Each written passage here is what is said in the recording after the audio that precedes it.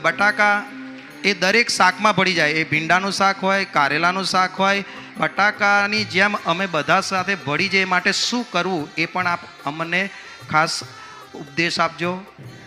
સરળ થવું. પરવળ એ શાકનો રાજા કહેવાય. તો સત્સંગમાં એવું કયું એક સાધન જે રાજા સમાન કહેવાય એ આપ અમને જણાવશો. દેવ ભાવ.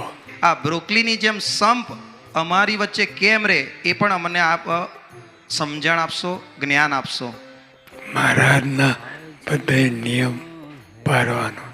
આજે યથાર્થ મારા જેવા ઉપવાસ કર્યો હોય તો પાણાની મજા આવે, ભૂખ ઉગડે, પાણાની દોટ મૂકે.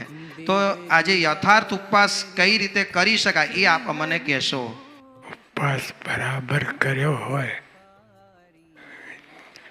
જળનો ટીપો પણ મોડામાં નાખ્યો ના હોય, પ્યોર ઉપવાસ કર્યો હોય તો મજા આવે. તો પારણા કરવાની મજા આવે. બધા એક નો સ્વાદ આવે અને મજા આવે.